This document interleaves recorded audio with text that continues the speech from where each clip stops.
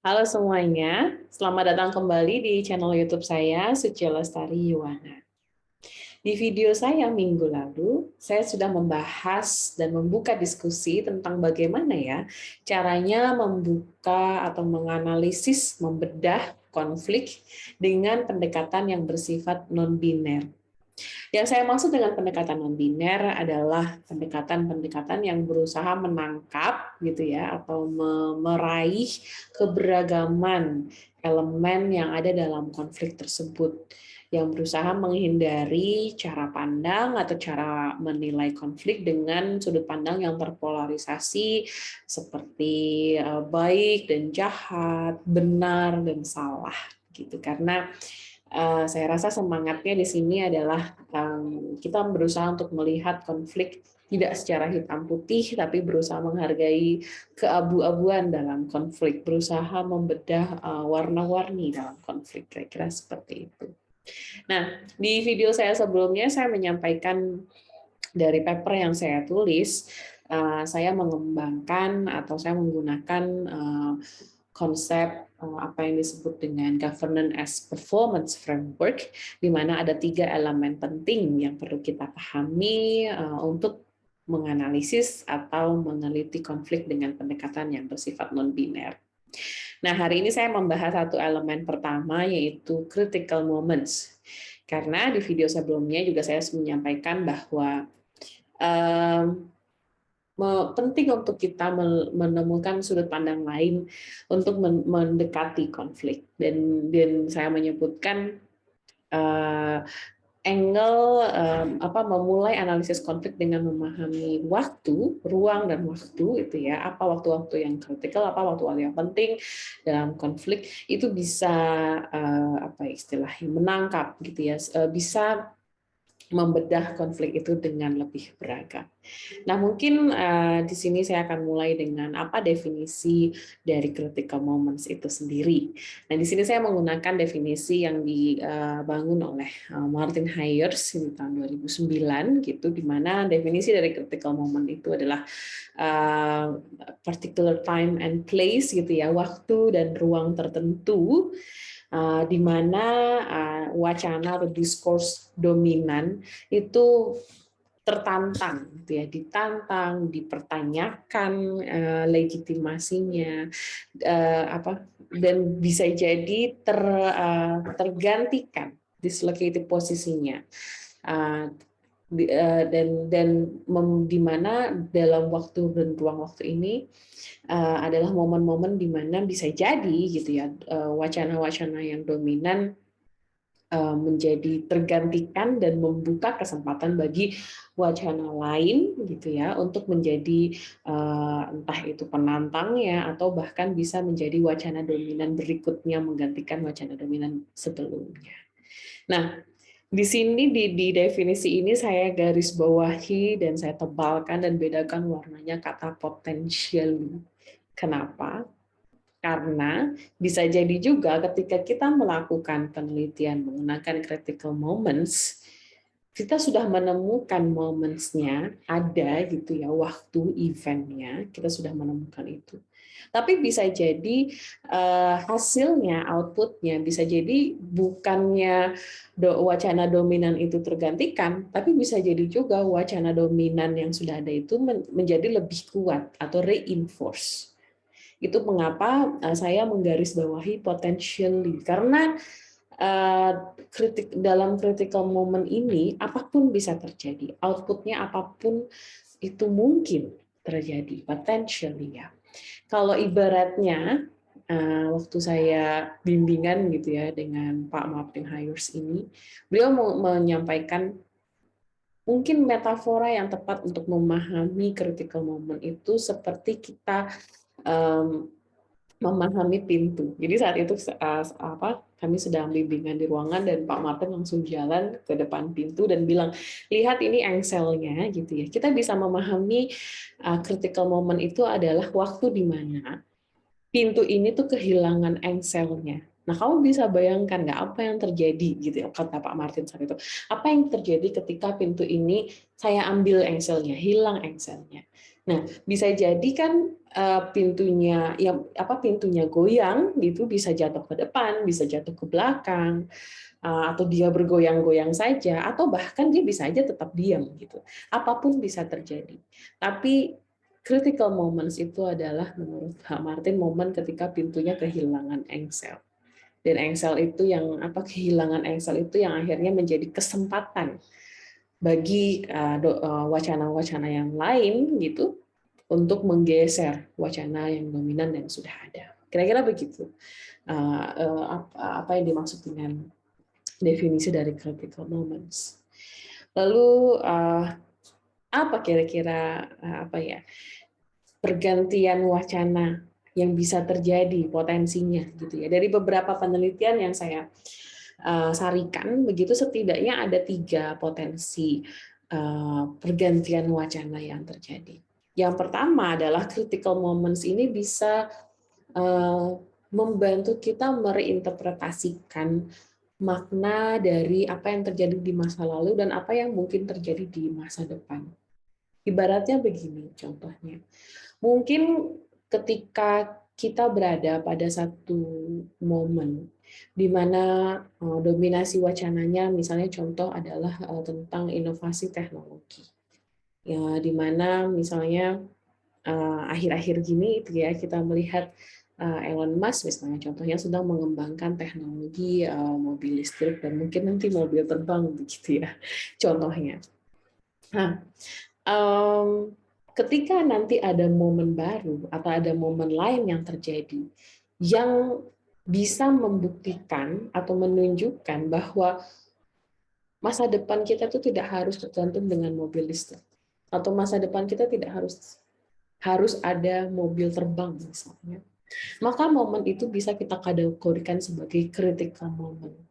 Karena kalau sampai itu terjadi, ada momen yang seperti itu, cara pandang kita terhadap masa lalu, apa itu mobil listrik, bagaimana mobil listrik misalnya dipandang sebagai pilihan yang ramah lingkungan, dan cara pandang kita terhadap masa depan yang melihat, oh ya nanti di masa depan kita akan banyak sekali mobil listrik gitu ya, akan ada mobil.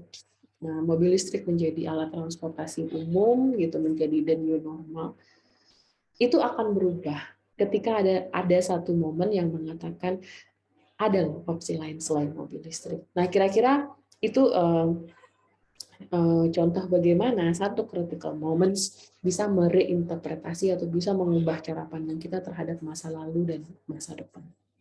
Lalu yang kedua adalah critical moments juga bisa menjadi kesempatan kita untuk menangkap gitu ya apa standar-standar perilaku yang seharusnya dilakukan, menangkap standar perilaku yang baru, new meaning of event shape the standard behaviors of action.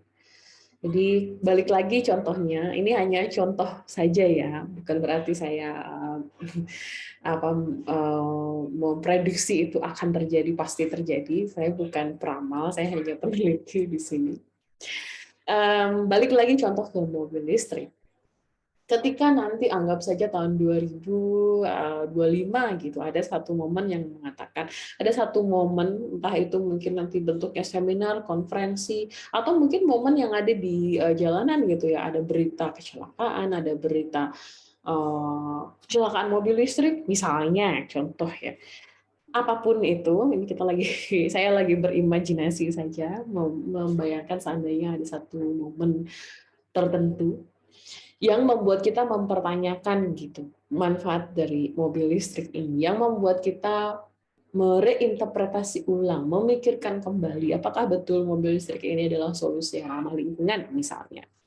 Nah, ketika nanti itu terjadi, maka momen itu bisa menjadi kesempatan untuk kita sebagai aktor untuk memikirkan ulang akhirnya standar behavior-nya seperti apa. Apakah misalnya sekarang standarnya adalah standar untuk menuju transisi yang lebih ramah lingkungan adalah dengan mengubah sumber energi yang tadinya bahan bakar minyak menjadi baterai gitu misalnya. Nah, dengan ada momen itu bisa jadi nanti cara pandang kita terhadap standar bahan bakar juga bisa berubah gitu. Bisa jadi nanti cara pandangnya, oh mungkin nggak harus mobil listrik, bisa jadi nanti justru standarnya kenapa tidak menggunakan tenaga manusia gitu, misalnya dengan menggunakan sepeda ataupun alat-alat transportasi lain yang mungkin nanti menggunakan tenaga manusia. Bisa jadi seperti itu. Nah itu menjadi salah satu apa ya yang saya sebutkan sebagai potensi perubahan yang dilakukan kalau kita menggunakan analisis critical moments. Lalu yang ketiga juga apa yang disebutkan oleh Nancarverlo, di mana beliau melihat critical moment itu bisa juga mengubah gitu ya, mereframe bentuk interaksi antar aktor, bentuk interaksi sosial itu juga bisa berubah di critical moments itu. Nah, ini beberapa konsep teori tentang critical moments, dan mungkin Anda tentu saja bisa googling lebih mendalam gitu ya mengenai critical moments, dan di sini saya hanya ingin mengenalkan saja. Dan di part berikutnya saya ingin memberikan contoh-contoh bagaimana menerapkan analisis critical moments dalam sebuah penelitian. Contoh yang pertama, ini adalah contoh paper yang menginspirasi saya sebenarnya untuk menulis juga dan meneliti menggunakan critical moments. Ini adalah paper yang ditulis oleh Nancarverlo di tahun 2018 gitu ya, mengenai socio-spatial narrative. Ini saya suka papernya karena selain menawarkan framework baru untuk menganalisis konflik, di mana di sini Nancarverlo berusaha memasukkan elemen spasial dan juga elemen temporal, atau elemen waktu dan ruang gitu ya untuk menganalisis konflik. Ini frameworknya menarik menurut saya, dan setidaknya hampir sama atau hampir mirip gitu dengan framework governance as performance yang dibangun oleh Hires. Yang kedua yang saya suka adalah studi kasus yang diambil. Studi kasus yang diambil di sini adalah tentang perseteruan gitu ya, konflik sosial yang melibatkan kelompok atau komunitas keturunan Maroko di Belanda, lebih tepatnya di kota Amsterdam.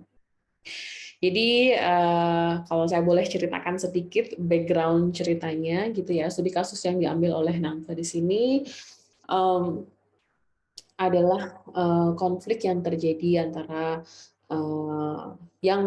antara komunitas keturunan Maroko di Amsterdam gitu dengan warga di Amsterdam gitu.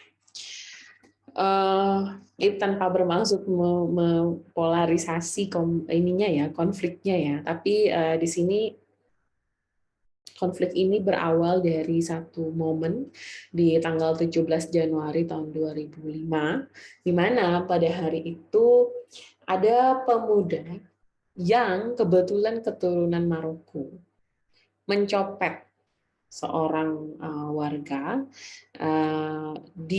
yang sedang menyetir di mobil. Jadi dia mengambil tasnya, gitu ya, tas orang itu di mobil, terus dia lari. Nah, momen berikutnya yang terjadi adalah orang yang menyetir itu, orang yang dicopet, itu mengejar pemuda tersebut dan menabraknya sampai terjepit di pohon, kira-kira begitu, dan akhirnya pemuda ini meninggal. Jadi tentu saat itu ada banyak sekali makna yang bisa kita tangkap dari momen itu. Di satu sisi ini adalah kasus pencurian di mana si korban yang dicuri berusaha membela dirinya dengan mengejar si pencuri dan akhirnya dia berhasil mendapatkan tas yang dicuri itu tersebut. Tapi di sisi lain cara dia mengejar dan juga mendapatkan keadilan di satu sisi juga menghilangkan nyawa dari si pencuri itu sendiri.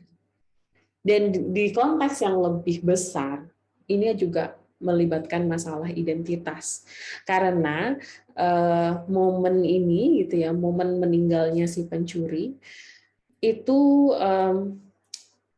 baru terjadi 2 bulan setelah ada momen lain juga yang tidak kalah tragiknya, yaitu di tahun 2004, tepatnya tanggal 2 November, ada filmmaker gitu ya, pembuat film Belanda, yaitu Theo van Gogh, diketemukan meninggal ditembak, dan pelakunya itu adalah orang yang juga keturunan Maroko di Belanda. Dan di momen itu pelaku itu juga menempelkan pesan yang mengkritik gitu ya si Theo van Gogh, karena Theo van Gogh ini terkenal membuat film yang mengkritik, yang memiliki nilai-nilai atau mengkritik tentang Islam dan komunitas Islam di Belanda gitu. Nah, dua momen tragedi ini terjadi di dalam waktu yang kurun waktu dalam 2 bulan, dan memiliki respon dari pemerintah yang berbeda gitu.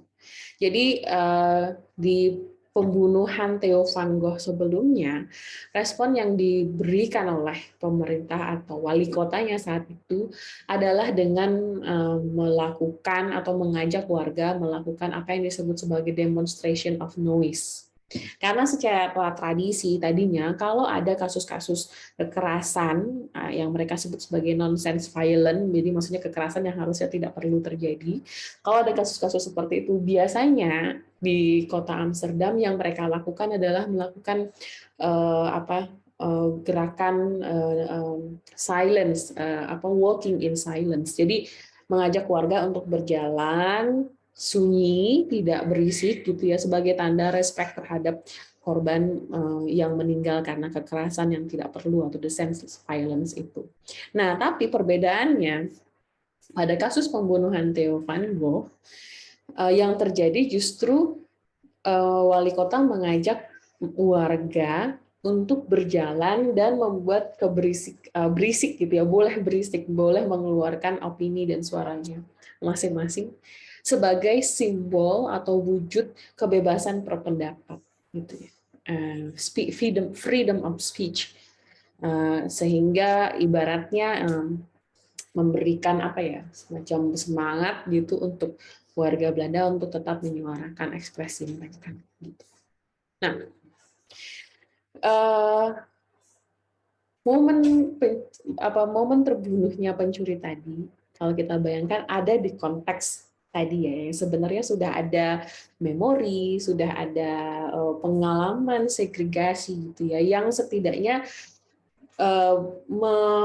istilahnya dalam hal ini mengucilkan gitu ya, memberi sudut pandang yang sepihak terhadap komunitas-komunitas Maroko yang ada di Belanda. Nah, dan penelitian yang dilakukan oleh Nangka Verlo ini berusaha membedah konfliknya dengan pendekatan yang bersifat non-biner, tanpa berusaha untuk menilai mana yang salah, tanpa berusaha menilai apakah komunitas Maroko itu benar atau salah, atau apakah si pengemudi yang dicuri tadi, si korban yang membunuh pencuri itu baik atau jahat, benar atau salah gitu. Yang dilakukan oleh Nangka Verlo dalam penelitian untuk studi kasus ini adalah melakukan pendekatan critical moments. Jadi yang dia lakukan, dia mengikuti semua pihak yang terlibat, terutama dalam hal ini ada komunitas Maroko, baik itu keluarga si pencuri atau keluarga korban yang terbunuh, dan juga mengikuti policy officials ya yang saat itu bertugas menginvestigasi kasus ini. Nah, ini penelitian ini kira-kira dilakukan dari time frame-nya ya, itu setidaknya kurang dari 1 bulan. Jadi Nangka Verlo berusaha menganalisis gitu ya, mengidentifikasi momen-momen dari hari pencuri itu terbunuh sampai hari, sebentar saya geser biar kelihatan, sampai hari di mana akhirnya komunitas Maroko yang ada di Amsterdam melakukan marching atau berjalan untuk apa ya istilahnya, membentuk grievance, bentuk berdukanya. Nah, dari momen meninggal sampai momen mereka berjalan itu ke marching itu ada banyak sekali yang terjadi sebenarnya. Nah, itu yang diceritakan di dalam paper ini. Yang ingin saya ceritakan adalah bagaimana visual atau hasil dari critical moment analysis itu terjadi. Nah, di sini Nangko membuat timeline gitu ya, 2 timeline yang berbeda. Yang pertama timeline dari si policy officials-nya. Jadi dia juga mewawancarai dan juga melakukan observasi ke polisi untuk mengidentifikasi menurut si polisi atau menurut institusi polisi ini mana saja sih critical moment-nya. Gitu ya, apa itu yang mana saja.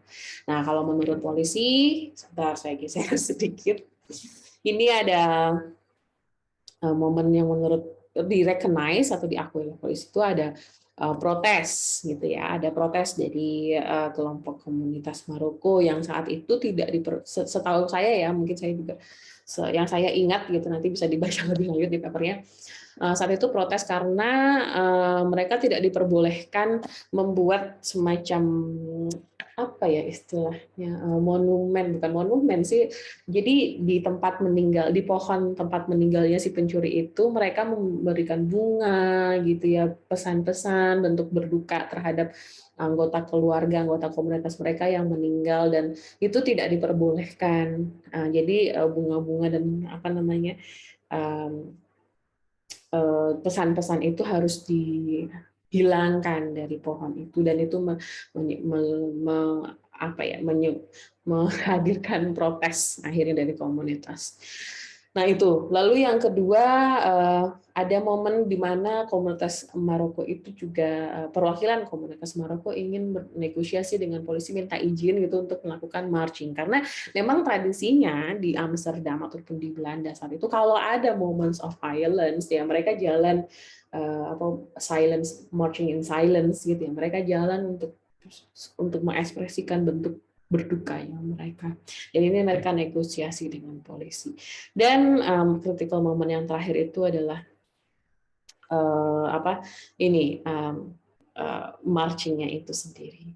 Nah, di sisi yang lain, Nanti juga melakukan wawancara dan observasi dengan komunitas Maroko. Nah, dia juga menemukan ada critical moment yang lain yang terjadi sebelum protes itu. Ada momen di mana bunga-bunga yang tadi dipasang oleh komunitas Maroko itu dihilangkan.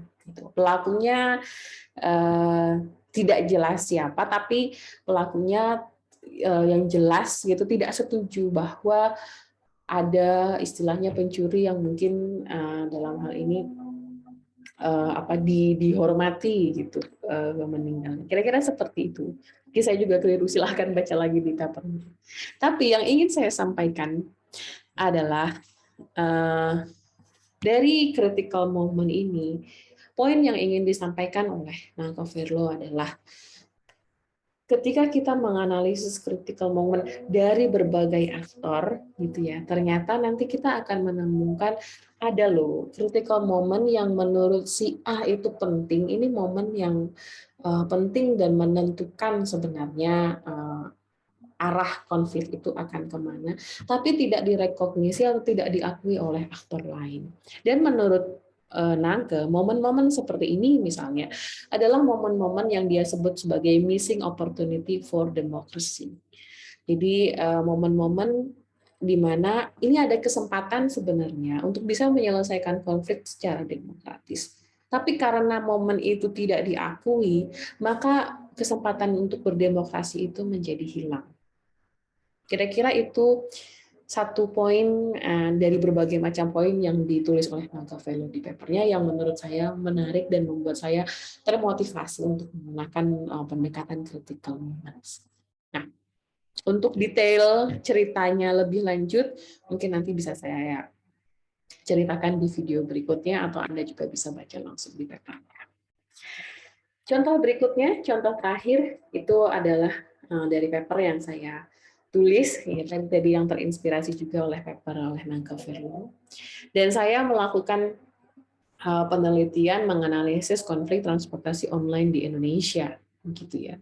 Sama seperti yang dilakukan oleh Nancaverlo, yang saya lakukan juga saya berusaha memulai analisisnya, memulai mengumpulkan datanya dengan memahami timeline-nya, dengan memahami momen-momen di mana konflik itu memiliki meaning atau memiliki makna yang dalam, gitu ya. Dengan bertanya pada setiap aktor yang saya temui, mana menurut Anda momen yang penting dalam konflik transportasi online, gitu. Dan ini adalah hasilnya, gitu. Jadi saya hanya menyampaikan di sini data visualnya. Untuk narasi lebih detailnya nanti Anda bisa baca di papernya sendiri, atau mungkin juga nanti saya bisa ceritakan di video lainnya. Tapi yang ingin saya sampaikan, ada perbedaan sedikit gitu ya dengan penelitian yang dilakukan oleh Nancaverlo. Yang pertama, dari sisi time frame. Kalau tadi penelitian studi kasus yang digunakan oleh Nancaverlo itu time frame-nya cukup singkat ya, mungkin kurang dari 2 bulan, 1-2 bulan gitu, sangat-sangat singkat. Sementara studi kasus yang saya pakai di sini timeline-nya itu dari tahun 2015 sampai tahun 2019, itu hampir 4 tahun. Dan saat itu saya berpikir gimana ya caranya gitu untuk mengidentifikasi critical moment kalau kasusnya itu memiliki time frame yang lebih panjang gitu ya. Lalu yang saya lakukan di sini adalah yaitu tadi saya melakukan wawancara, lalu saya menemukan 2 timeline yang berbeda gitu. Yang pertama yang di atas ini adalah timeline peraturan mengenai transportasi online, karena seringkali gitu aktor-aktor yang sering terlibat dalam konflik transportasi online itu sangat hafal gitu peraturan-peraturan, terutama peraturan PM gitu ya, peraturan Menteri Perhubungan yang keluar. Ini Mbak dari PM 2000 PM 32, lalu ada PM 26, PM 108, PM 108 sampai PM 12 itu mereka biasanya sudah hafal, dan saya rasa ini penting untuk disebutkan di dalam timeline konflik transportasi online.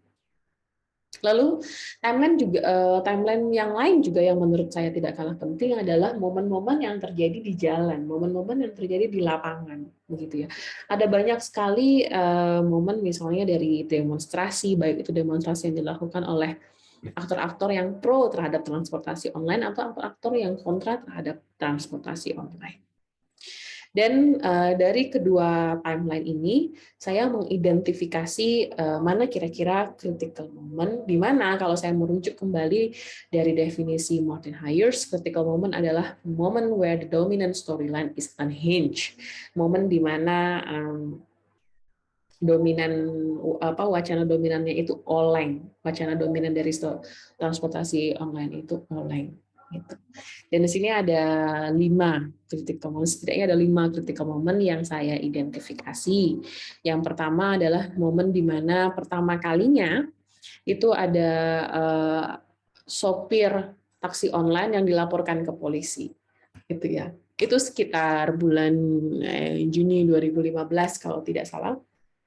Dan ini saya sebut sebagai momen di mana akhirnya perdebatan wacana apakah taksi online itu legal atau tidak mulai mengemuka di ranah publik, di ruang publik. Lalu momen berikutnya juga ada momen demonstrasi di jalan gitu ya. Kalau Anda ingat dulu ada demonstrasi besar-besaran yang dilakukan oleh pengemudi taksi Bluebird saat itu. Dan itu juga kalau tidak salah beberapa waktu, tidak begitu lama setelah itu ada juga demonstrasi yang dilakukan oleh pengemudi taksi online, dan saya sebut momen ini sebagai the battle on the streets, di mana ada pertarungan atau perseteruan wacana tentang transportasi online yang terjadi di jalan, gitu ya. Dan begitupun dengan 3 momen lainnya. Nah, di sini sebenarnya momen-momen ini bukan menunjukkan ini momen kemenangan siapa atau kekalahan siapa. Tapi di sini di momen-momen ini saya menginterpretasikan mengenai Di setiap momen ini ada dinamika wacana yang terjadi. Entah itu ada wacana yang muncul ke permukaan, atau ada juga dinamika wacana yang dominan kembali lagi menguat menjadi wacana lebih dominan, atau juga ada momen di mana ada beberapa wacana yang akhirnya ada di satu momen gitu ya, bertarung di satu momen yang saya sebut sebagai momen yang secara lebih inklusif dalam menyatukan pertarungan wacana. Nah, kira-kira itu sedikit contoh gitu ya bagaimana kita mengaplikasikan analisis critical moment dalam sebuah penelitian. Dan ini adalah satu elemen dari 3 elemen governance as performance yang ingin saya diskusikan sebagai pendekatan yang lebih non-biner dalam memahami konflik. Video saya berikutnya akan, insya Allah, akan mendiskusikan mengenai apa itu discourse analysis dan juga apa itu dramaturgy analysis. Mudah-mudahan video ini bisa menjadi diskusi lebih lanjut dan bisa menambah ketertarikan Anda untuk menggunakan analisis critical moment untuk membedah konflik dengan cara yang non-biner. Karena bagi saya salah satu poin penting atau salah satu refleksi dalam yang saya dapatkan dengan pendekatan non-biner ini adalah saya lebih memahami manusia itu sebagai makhluk yang sangat kompleks, tidak hitam putih begitu ya. Tapi ada putih di dalam hitam dan ada hitam di dalam putih.